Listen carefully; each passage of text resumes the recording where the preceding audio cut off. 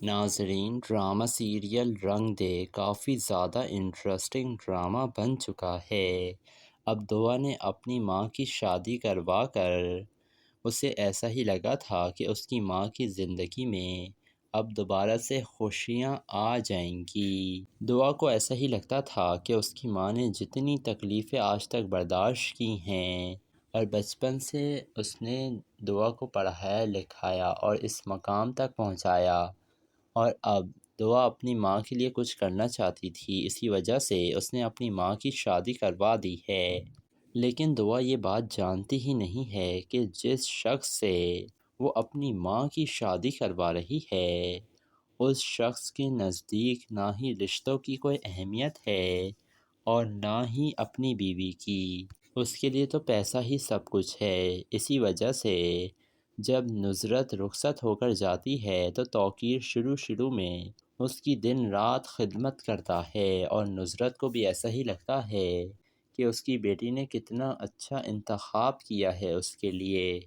ادھر دعا کی دادی کے پاس دعا کا رشتہ آتا ہے، وہ بھی احد کے لیے، اور احد اور دعا تو پہلے سے ہی ایک دوسرے کو پسند کرنے لگے تھے اور سب لوگوں کو اس رشتے پر کوئی اعتراض نہیں ہوتا، لیکن توقیر کافی زیادہ اعتراض کرتا ہے اس رشتے پر، کیونکہ وہ تو دعا کی شادی اظہر سے کروانا چاہتا تھا۔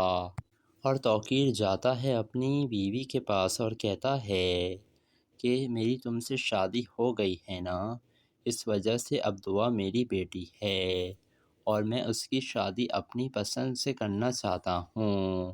اس کے لیے دیکھ بھال کر اچھا رشتہ میں دیکھنا چاہتا ہوں۔ میں اس لڑکے کے بارے میں پتہ لگوانا چاہتا ہوں، وہ لڑکا کون ہے، وہ کیا کرتا ہے، اور وہ احد بالکل بھی قابل نہیں ہے دعا کے۔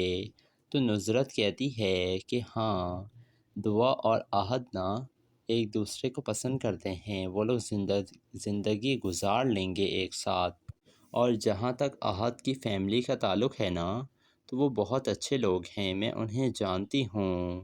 توقیر کہتا ہے اچھا، تو تم لوگ پہلے ہی سب کچھ طے کر چکے تھے اور تم لوگوں نے مجھے دودھ میں سے مکھی کی طرح نکال کر باہر پھینکا ہے نا، تو ٹھیک ہے، اگر یہ شادی ہوگی تو میں تمہیں چھوڑ دوں گا۔ یہ سن کر دعا کی ماں پریشان ہو جاتی ہے۔